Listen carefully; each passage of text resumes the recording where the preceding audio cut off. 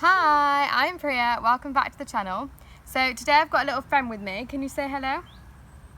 This is Gumboots, because today's story is called Gumboot's Chocolatey Day. So I'm just going to set Gumboots down here.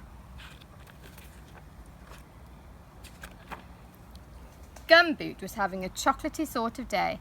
His aunt had been to visit him and she had given Gumboot a big bar of his favourite chocolate.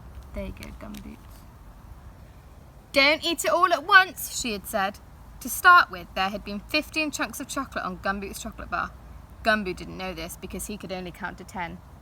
But what he did know was that he liked chocolate very much. That was why there were now only 3 pieces left. So he's eaten pretty much this entire bar. Guys, this has come out of the fridge, so just bear with. And it's going to melt in this heat.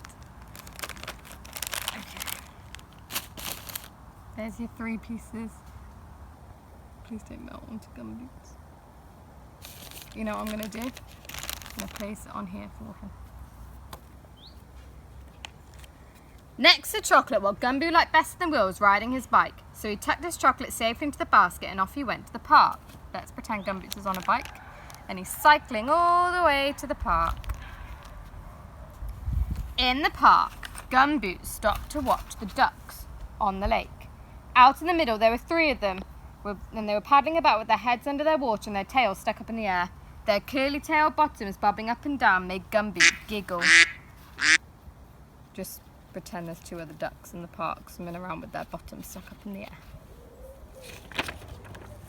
Gumboot wondered how long they could stay down. He began to count from 1 to 10.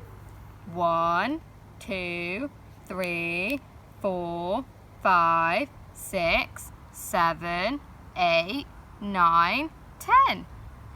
When he reached 10, the last duck was still down, so he began again. Gumboot counted up to 10 3 times before the last duck popped up out of the water. "The winner!" shouted Gumboot across the lake. The duck looked at Gumboot and quacked happily. "I wonder why ducks never smile," thought Gumboot to himself. Perhaps it was because of their stiff beaks. He tried making his snout stiff to see what it felt like. Further along, a little girl was throwing bread to the ducks. I wonder if ducks like chocolate, thought Gumboot. Gumboot tried to break off a tiny piece of his chocolate to throw to the ducks, but chocolate bars will only break where they want to, and in the end, Gumboot had to make do with a whole chunk. "I suppose it's worth it," said Gumboot, but Gumboot's aim was not very good.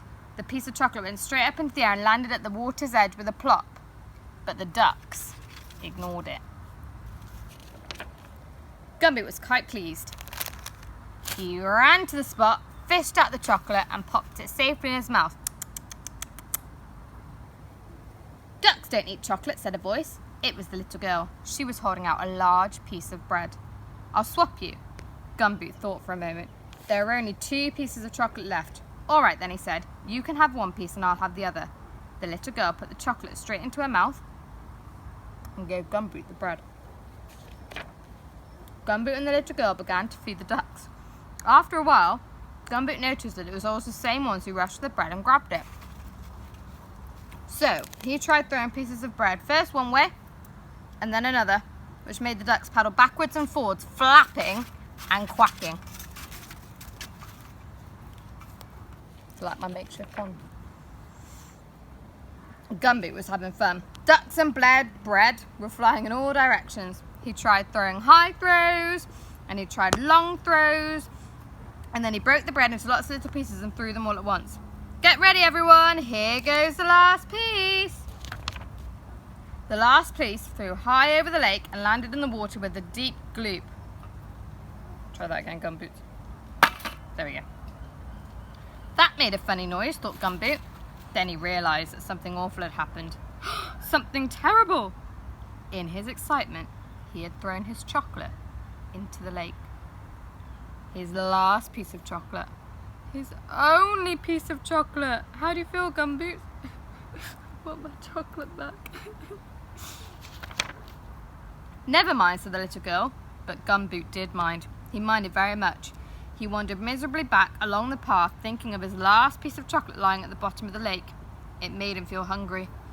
A tear rolled down his cheek and splashed to the ground. "Goodbye," called the little girl, but Gumboot didn't seem to hear. A duck quacked behind him, but Gumboot didn't feel like playing with ducks anymore. The duck quacked again, this time more loudly. It seemed to be following him. "Gumboot, look!" the little girl was calling and pointing excitedly. "Look in its beak." Gumboot turned around and looked at the duck. It was the champion diver that he had watched earlier, and in its beak it had something square and brown. It was Gumboot's last piece of chocolate. Gumboot took the chocolate and patted the duck on the head.